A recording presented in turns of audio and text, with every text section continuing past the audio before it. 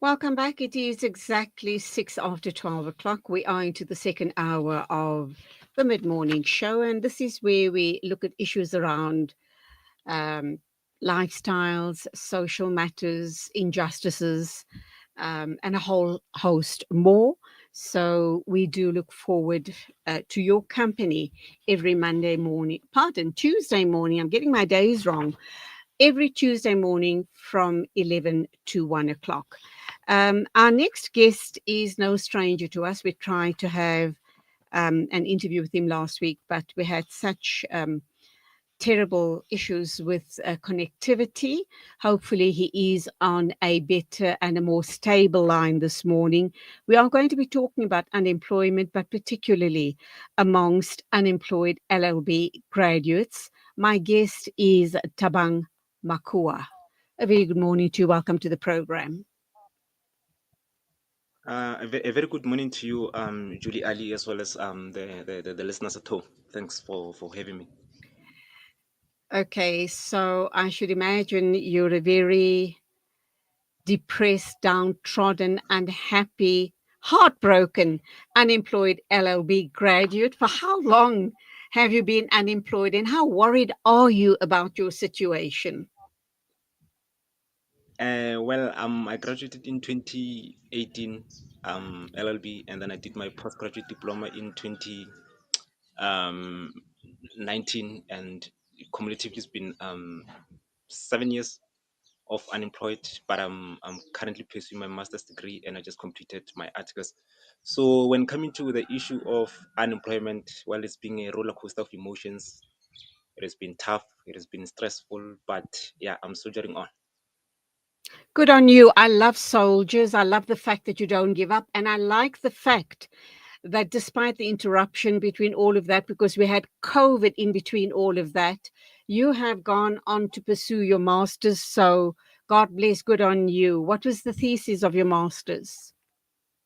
Well, I haven't yet submitted my Ah, thesis, but I think it's going to be something along the lines of socioeconomic rights and or the rights which are not real rights in terms of the constitution. So I'm still yet, working on it, and I'll submit the proposal, which will, I hope that will be accepted, and I'll work from there. But yeah, something to do with, our socioeconomic challenges, which I believe that it might somehow tackle the issue of unemployment somehow in the very same writing.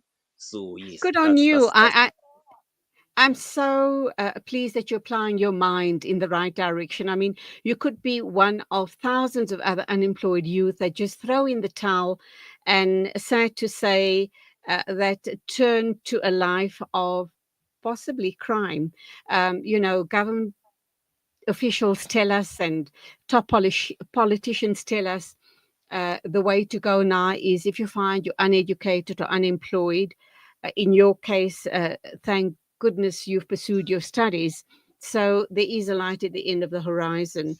But for those that haven't pursued any studies, they are encouraged to go to become entrepreneurs.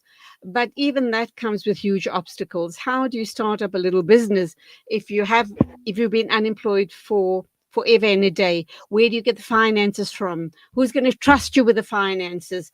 And the list just goes on and on and on.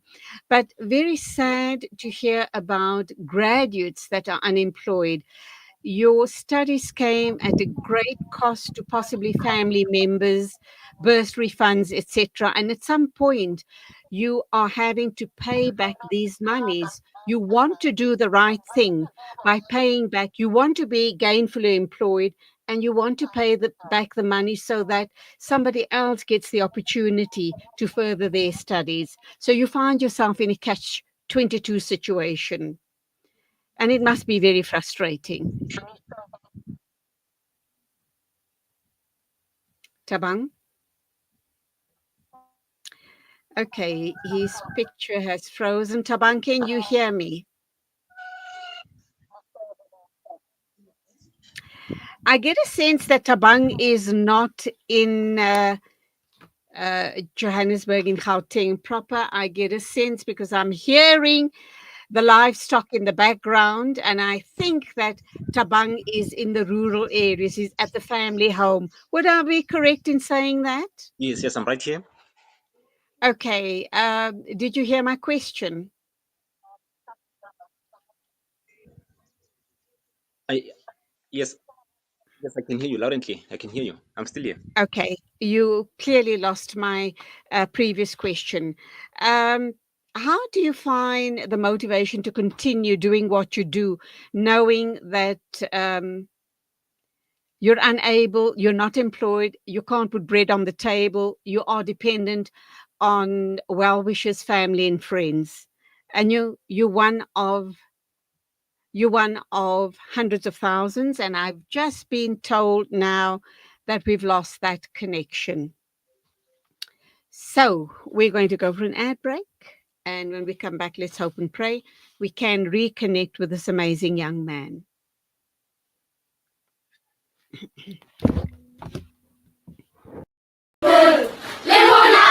Penny Appeal's Education First campaign helps children to get access to quality education. I'm 14 years old. When I grow up, I'd like to be a scientist. We believe every child belongs at school, And we want education, a better education. learning and dreaming their way to a better future.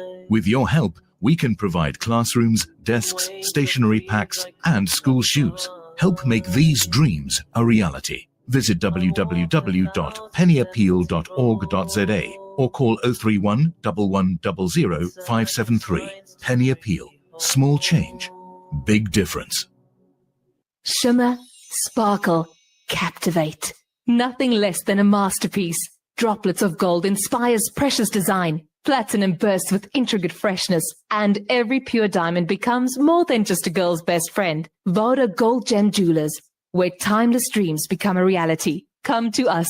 We tailor-make designer gold, platinum, and diamond jewelry. Trade in or remodel your old gold. Clad yourself with classy name-branded watches. We offer insurance valuation and freezer card calculation. Visit us at 534 Ridge Road, Overport, or call 031 208 9142. Voda Gold Gem Jewelers, manufacturers of fine gold and diamond jewelry. Dad, these Frymax chips are so tasty. Wow, that really takes me back. My dad bought me a Frymax chips every day after school. They were my favorite when I was your age as well. Quality is at the very heart of what we do, and that's why we ensure that every Frymax packet is filled with the beautiful goodness and flavor-packed taste that you've come to expect from us since 1982.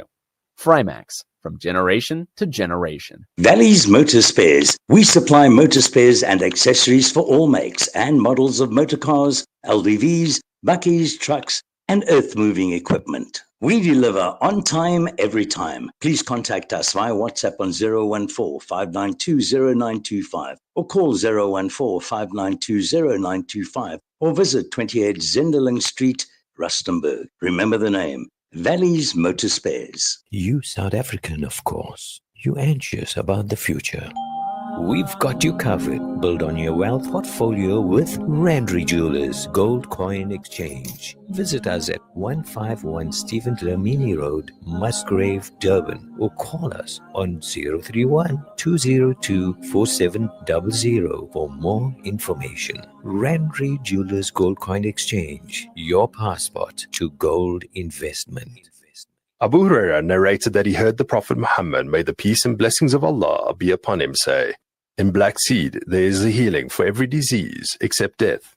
This Ramadan, experience the health benefits of this ancient blessed seed by using the Tib Black Seed range. Black seed assists the body to boost immunity, regulate blood sugar levels, reduce inflammation, and act as a potent antioxidant. Experience a holistic approach to health by introducing the Tib Black Seed range into your Ramadan routine. Available in capsules, pure cold-pressed oil, and a vapor rub. Trust Tib Health Sciences for quality black seed products. For more information, visit blackseed.co.za. Available at leading pharmacies. Listen to something fresh. Listen to Salam Media, your humanitarian broadcaster.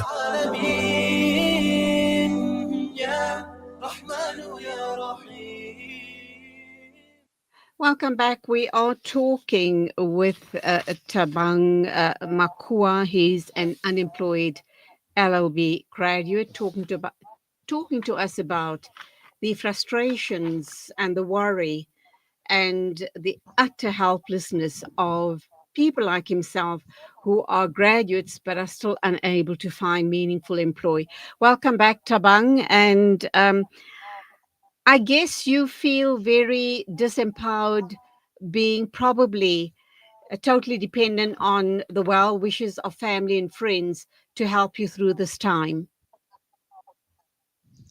Yes, I confirm, presenter, that I do get a lot of support and assistance from my parents. I still have both of them, my father and my mother. They're still happily married, staying together, and I have my sisters who are formally employed. So roughly, I'm the only person who's unemployed in the family. So I think that I'm their baby since there's no baby around. So I'm the one who's receiving their support. So it's along those arrangements that I get support from my parents and my siblings. So yeah, so far they've managed to pull everything, and I think I'm better. Not good, but I'm better. That's good. That's really good. Sadly, there are a lot of people in a similar situation that you find yourself in, but on the flip side, there are very many others who are not even able to continue completing their necessary degrees, not only LLB, but any degrees that they have undertaken to study, simply because at some point the funds dry up. And we also know the story as far as NASFES is concerned and other such bursary organizations. There's also the added worry upon your shoulders that at some point in your life it's going to be payback time, because I'm sure you want to get back into the work, you want to get to working so that you can hopefully empower other people that find themselves in your situation. Yes, yes. Yes, you've said a lot of creamy things, Miss Julie. So I don't know how to dissect because it's a lot. But at first, I have to state that people need to get the really good marks there by matric, because it's somehow a key to not only getting the proper courses, but also it somehow helps you to secure really good bursaries, scholarships, and any financial assistance. So that's the bottom line of the whole thing, because should you fail to get really good marks, you're going to be stuck with NSFAS, which either pays late, sometimes doesn't pay, and even if it assisted you throughout your degree, you still need to pay. So instead of having to either focus on doing other things, the likes of supporting your children, your siblings and all that, you now have to pay back the money. So I would like to encourage people to get really good marks there by matric. And also I believe that each and every person has somewhere, somehow, a support system, which I believe that God should be the center of it. So I urge people to pray, put God at the center of everything, and who knows, maybe they might get to um, recognize their talents, which might somehow give them the breakthrough, because at the end of the day, it's all about breakthrough. It's nice to have education and all that, but if you don't have a proper breakthrough, then you're just in shambles. So yes, it's all about that. Get good marks and pray to God, and everything shall come out okay. Sound advice indeed, and undoubtedly you've worked very hard. You're going to be submitting your dissertation soon. Do you think that's going to open doors for you regarding your master's once you've submitted it? Yeah, well, I do believe that there's a lot of opportunities within the the academia. I believe that that's a lot of things that needs to be seen. There's a lot to learn, not only about opportunities, but I think there are places to go with that master's degree. So I believe that things are going to change once I get to attain that master's degree. And this is my final year, so I believe that I might secure either a lecturing job or some researching position somewhere, either in department or any organization. So I do believe that it will be a door opener. I love your positivity. Um, You've encountered many, many challenges whilst you were studying. And I'm kind of wondering, how did you deal with those challenges? You've applied for plenty of jobs, they weren't forthcoming. And at any point in time, did you regret your decision in studying for an LLB? Yes. Well. When coming to the issue of challenges, during my law studies, I wouldn't exactly say that they are challenges because they're just normal day-to-day challenges which are generally faced by students across all courses, which would be either not having enough food. You have food but not enough, and so you can't twist them around as you would twist them at home. So you are facing with a struggle of going there to get your degree. You're not there for nice time. You're not there for you know um you know socializing and all those things. So I wouldn't exactly say that there are challenges, but one particular challenge that I once faced was the issue of fees must fall back in 20. I think it was in 2013, 14 then, because I once got shot, and it was a really serious challenge because I had to see therapists and all those people to assist me with how to cope and all that. But generally, I wouldn't call them challenges. They're just normal day-to-day challenges. And when coming to the issue of opportunities post qualification, I would like to advise law students in particular to consider going corporate, going into compliance, going to company secretary, and your investigation, because that's the new market. That's what the market requires at the moment. In as much as it's nice to be an admitted attorney and go into practice, but there's quite a lot of opportunities within the corporate sector. So I will advise LLB to graduates to consider studying the compliance courses, your company chartered, your investigation qualifications, and the likes, because it somehow opens the door into the corporate world. So that's the way to go. I want to take you back to the Fees Must Fall campaign, where you indicated you were Mm. shot. So clearly that set you back in terms of your injuries. What were those injuries like, and how far did it set you back financially, physically, and morally? Yeah, yeah. Well, it's a creamy question. I don't know how to tackle it, but I will. So what happened was that I was just amongst students, doing and making, noise and singing and all those things. So I just happened to block a rubber bullet with my bare hand, and I still have that hole even now. So I look like Jesus Christ, but I'm not. So I just suffered that emotion. I mean, that physical pain. Emotionally, I wasn't okay because I wasn't used to having a lot of commotion and cops being involved and rubber bullets and having tear gases flying all over. But I think in about 3 months or so, I just got to accept that this is a thing in the past, and I managed to overcome emotionally, and I got back in track, and then I focused on my studies. The good thing is that I never felt any module during my LLB studies. I never did, even So even you during the so toughest time. so you didn't lose any study time during that period. No, no, no, I never did. I think there's a lot that's got to do with preparation, because whenever every day before going to class, I would prepare, and whenever they do this and that, I already gone through that chapter. So I think that has helped, because I was really prepared for this thing.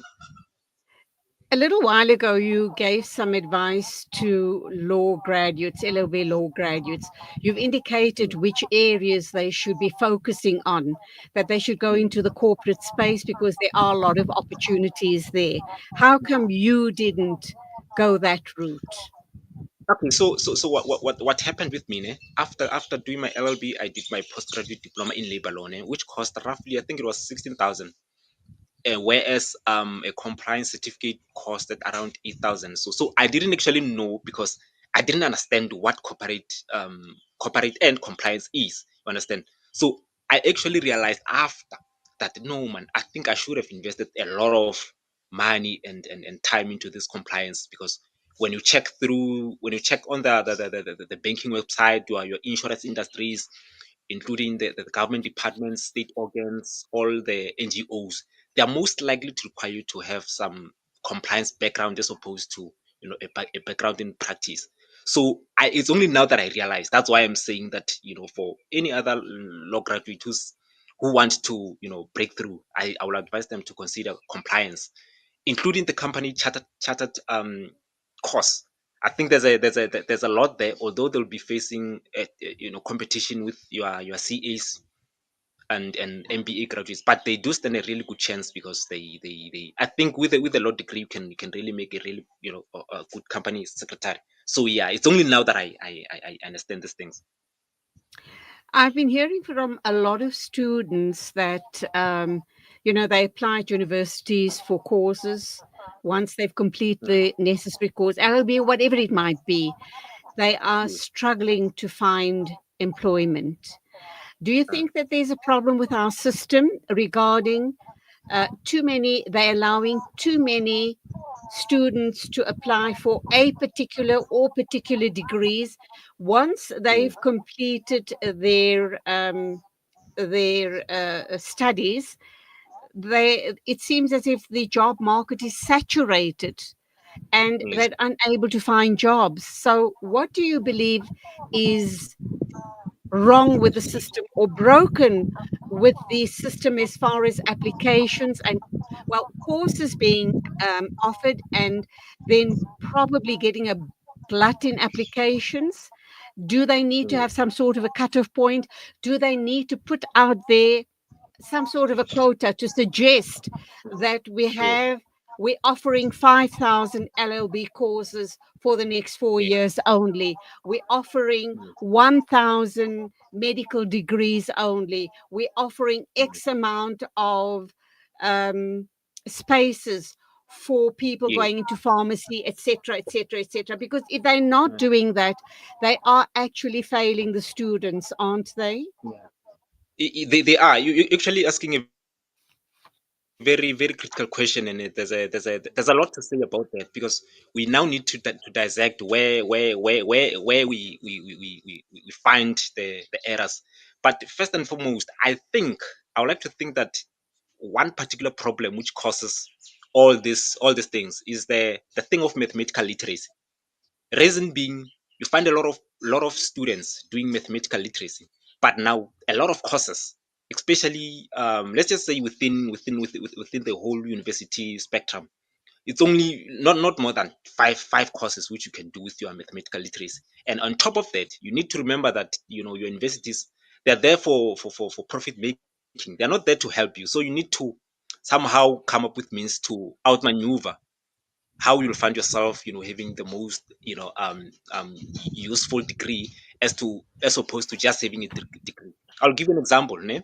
There are certain universities, they offer two two separate different courses, but they are somehow the same course. I'll give you an example. You have a BSc in biological sciences. You also have a BSc in is biological sciences and biotechnology. But now, when you go into the details of the degree, they're essentially saying the same thing. So now, what's going to happen to the other one when the other one is needed? You see. So now, that's where we have a problem with the system, because they end up just selling degrees which they know that they're useless. I mean, what are you going to do with a bachelor in arts which doesn't come with an honors? Because now, at the end of the day, for someone who's got a BA, they're going to be required to have an honors, right? Now we have someone who studied the BA in development studies, let's just say. We also have another person who studied BA in humanities, let's say. Now the two people can do the same job, but the problem is that we have two people competing for the same opportunity, whereas the qualification looks to be the same. And on top of that, they're required to have honors for that. Meaning that for you to have honors, you must have money because you need funding. So now we need to sort of be awake to the fact that this universities, they're just there to make money. You just need to work around it. You need to know what you want. And I'll advise people to be aware of the fact that we are now facing the so-called fourth industrial revolution, which somehow pushes the whole market into robotics and having to, you know, deal with real technological stuff. So now that will mean that we have to now deal with the BA, your humanities, and somehow a lot of, you know, your science courses. So that's the challenge. I think the whole system has been rigged. So yeah, that's it. We just need to Yeah, work around it. yeah, and that talks directly to fees must fall, does it not? Yes, Because the yes, yes, important thing you highlighted there was that universities are focused on their bottom line. They're there to yes. make money. They're not serving Correct. the students. And by not serving No, the they're not. students, they're not serving the country. So, No, they're not. what's the point? And 40%. In South Africa, we have 40% unemployed youth. Mm, Possibly 20% of those might be undergrad students. And how can they go yes, on to do their honors because they can't find jobs? And if they yes, don't find jobs, they're not going to progress any further. So, yeah, the yes, whole system needs to be re-looked at. Government needs to step in. And I think that the fees must fall movement needs to put a lot of effort, and they need to move forward, because if they yes, don't, I think studying at universities, tertiary, is frightfully expensive. They probably not preparing their grads or undergrad students. They're not preparing them well enough. They're not helping them choose the right courses. And yes, that might be one of the reasons, not possibly the main reason, but one of the reasons why we have such a huge unemployment rate amongst yes, undergrad students and even postgrads. So thank yes. you indeed. I do hope I've done justice by talking with you today. We hope we've given out some very, very important um, points to future students, for people to think Yes. about what we've put out there by way of this interview. But I do salute you for soldiering on, for sticking with your studies, for not throwing Yes. them up, and following your dream. So continue Yes. talking to young people in the community and tell them to prepare themselves well enough to enter the world of Yes. tertiary. Yes. Any No, no, final I words from appreciate it. you Thank before you. I let you go? Well, the struggle continues. That's my final word. The struggle continues. We're going to meet a lot of challenges. We're going to meet financial exclusions. Your mental health. Some of us we don't have we don't have parents. We don't have the resources, but we just have to continue the struggle. Just have to continue. So, as the saying goes, aluta continua. Wonderful talking to you. I Hallelujah. hope to hook up with you again sometime in the future. God bless. God Thanks, bless. thanks, Thank you for being with us this bless, bless. morning. Thanks. Cheers. 12:33 News and Views. Pardon. Mid-morning talk with me, Julie Ali. This is going to get a bit of getting used to, so please, I beg your indulgence when I say news and views. I hope that I can just catch myself in time to remind myself that I am on the mid-morning talk show. And we're going to be wrapping up with an amazing, dynamic young lady. Not to say that our previous guest was not dynamic. I loved talking to him. He's got his eye on the ball. Pardon. And he certainly knows where he's headed for. So our next guest, obviously, is Thandi Machaba, and we're going to be talking about savouring culture.